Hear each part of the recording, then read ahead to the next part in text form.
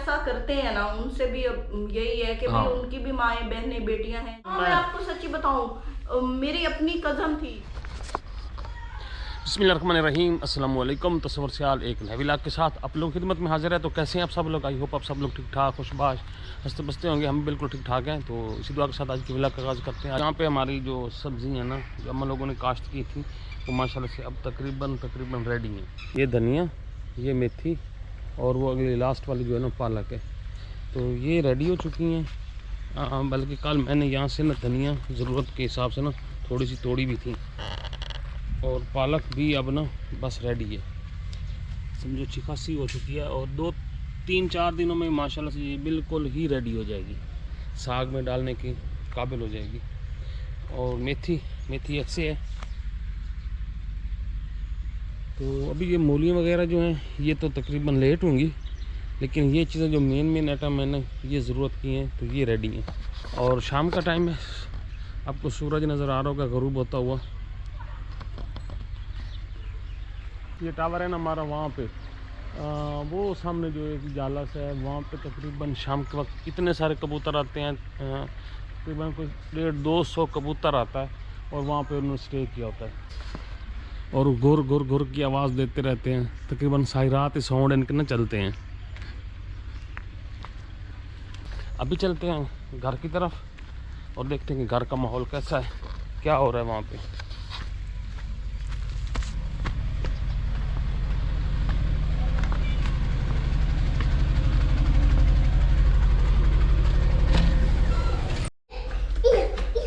हाँ जी, मैं आपके पीछे, आप ऊपर चढ़ी जा रही हो। अब क्या करूं फिर? और दिन क्या करने जाने, ऊपर चढ़ने से क्या होता है? अब भाई मैं दुनिया देखती हूँ, बाहर का मौसम है, छत के क्या हालात हैं, कल की रेसिपी का सारा सामान बिखरा पड़ा है। अच्छा, हाँ जी।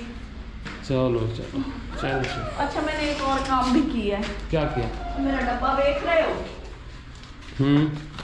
यहाँ मेरे ना ऊपर की कुकिंग के लिए मेरी मिसालें और बर्तन पड़े हैं। वाह वाह, क्या देसी कुकिंग ऊपर, हाँ जी, अंग्रेजी कुकिंग नीचे। तो देसी का वैसे मज़ा ज़्यादा है यहाँ पे। हाँ, यहाँ देखें जी, अभी तक वो क्या कहते हैं, हाँ हमारा घड़ा भी यहीं पड़ा है, जिसको कल लेकर ठुमक रही थी। हाँ तो मैंने उठाया तो यूं होने लग गया था। अच्छा, और यहाँ पे ठिकरी भी हमारी, आग भी। हाँ जी। तो ये सारी सफाई करवा लेती काम वाले से, तो सारा काम चलो फाइनल हो जाता। आई तो थी काम करने के लिए, तो उसकी तबीयत खराब थी और वो परेशान भी बहुत थी, पैर से परेशानी, उसकी परेशानी नहीं खत्म होती। हाँ, वो परेशानी बस गरीब बंदा होता है तो चलती रहती है। वो ना उनके रिश्तेदारों में शादी थी, शादी वाले दिन बारात वापस चली गई, ये हालत हुई। अच्छा, हाँ, वो नहीं मतलब लड़के की बारात के लड़की की बारात लड़का लेके आता है, जैसे आप आप अपनी लेके आए थे मुझे लेने। मेरी भी तो चौक गई थी ऐसे ही ना। हाँ, चौक गई थी, पता नहीं तो वो भी वेली आई वापस आती। नहीं, वो ना मसला पता है क्या हुआ, वो कहते जहेज दे। उन्होंने अच्छा। सारा कुछ बनाया, वो कह रही थी सारा पेटियां बिस्तर मंजियां जो भी होती है चीजें, वो कहते थे मोटरसाइकिल भी दो हमें। वो बेचारियां इधर काम करती हैं सबके घरों में, औरतें उनकी, मर्द उनके तकरीबन सारे बीमार हैं।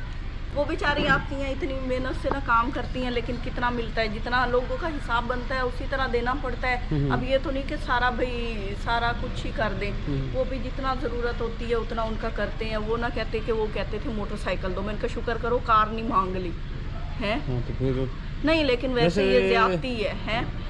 बारात तो नहीं हटानी चाहिए। हाँ, बारात वो ले गए वापस, 4-5 लोग लेके फिरते थे, वो भी वापस ले गए। वो कहते कि पहले अरेंज करें मोटरसाइकिल का या पैसे दें। पहले वादा शादा किया होगा, कहा होगा कि दे देंगे, फिर उन्होंने कहा, कहती कि फिर ये कहा कि चलो बारात आ जाएगी, फिर कौन सा हट भाई कुछ हो सकता है। वो एंड टाइम पे सारी वो ले गए, रिश्तेदार हैं आपस में। अच्छा, ये बाहर वैसे ये होता है ऐसा ना, लोग कर जाते हैं। 1-2 और भी मेरे वाकया जानने वाले हैं यहाँ पे ना। पहले मैं ना कहानियों में ड्रामों में देखती थी, ये सारा भी होता है ऐसे भी, बारात चली गई, कार दो, ये दो, वो दो।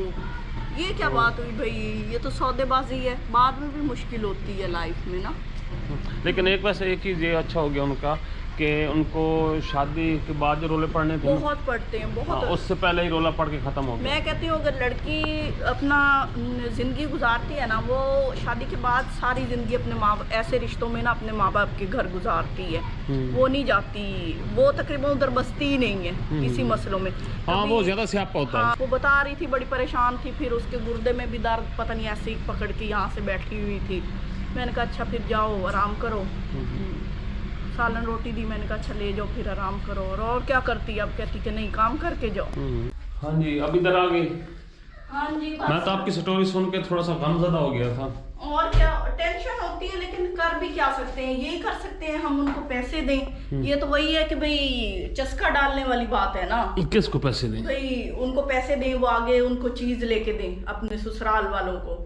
नहीं नहीं, ये तो फिर गलत कभी होता भी है। नहीं रजने वाला काम होता, सारी उम्र ही ये फिर सिलसिला चलता है। मैं आपको बताऊं ना, इधर हमारा एक साथ ही हमारा एक और सिटी है छोटा सा, और उस सिटी के ना काफ़ी सारे लोग ना बाहर रहते हैं। मैं आपको बताऊं, ये ना रियल बात है। काफ़ी सारे लोग मतलब यूके, कनाडा या इस तरह के जो यूरोपियन कंट्रीज है ना, वहाँ तकरीबन वो रहते हैं। तो वहाँ के जो मतलब मजदूर टाइप के लोग जितने भी थे ना, तो उनको ना वो पैसे सेंड करते हैं, मतलब अपनी ज़कात के मद में या और जिस तरह की चीज़ें होती हैं उस मद में ना उन लोगों के घरों में ना पैसे वो भेजते हैं हर साल हर महीने, जैसे जैसे जैसे जिसकी तौफीक होती है वो अच्छी बात है, भेजना चाहिए। अब उस गांव की सिचुएशन ये है कि उस गांव में ना कोई काम करने वाला मिलता ही नहीं। वो जो काम करने वाले थे वो घरों में बैठे, उनको मिल जाता है साल का 1 लाख 1.5 लाख मिल जाता है, उसी में वो सरकट चलाते हैं, काम करते ही नहीं। ये ना इस तरह फिर आदतें बिगड़ जाती हैं। काम करना चाहिए। उनको सिर्फ चस्का ये पड़ गया कि पैसे आ जाएंगे, गरीब हैं, गरीब बन गया, रो लिया, थोड़ा सा गिड़गिड़ा लिया आगे जाके, कोई ना कोई अपनी मजबूरी सुना दी, उससे अगला बंदे को जाहिर बात है आता है। मैं पिछली मैंने एक वीडियो बनाई थी जिसमें ना वो मैंने छाबियाँ दी थी, काफ़ी लोगों ने कमेंट्स किए कि आप उसको बकाया दे देते। अब आप लोगों को सिर्फ ये पता है कि मैंने उससे बकाया, मैंने उसको ना 5,000 रुपये दिए थे, मेरे पास खुले नहीं थे, मैंने 5,000 दिए। और मज़े की बात यह है कि वो मेरा जानने वाला भी था, एक जान पहचान वाला बंदा है, वो पैसे नहीं देता इस तरह। वो आप चीज़ अपने हिसाब से, आपने वीडियो देखी, आपने उस हिसाब से बात कर दी। अब मैं उसके साथ अगर ऐसा करता था, वो कहता अच्छा, वो हालांकि मेरे ना तो मजदूरी करने वाला बंदा है, काम करने वाला बंदा है, वो इस तरह के पैसे लेता ही नहीं। हाँ जी, हर कोई वो नहीं करता, मुझे पता है। मैं एक बंदे को नेचर को जानता है तो बंदा वो बल्कि उसके जज्बात को मजरूह करने के बराबर होता है ऐसे। लेकिन कुछ लोग होते हैं उनको आदत होती है, बिल्कुल आदत। वही मैं बता रही हूँ कि उनके घर में कोई मर्द काम नहीं करता। हाँ, और ये है कि भाई हम जैसे लोग हैं, वो हमारी तरफ आ गया, आटा ले दिया।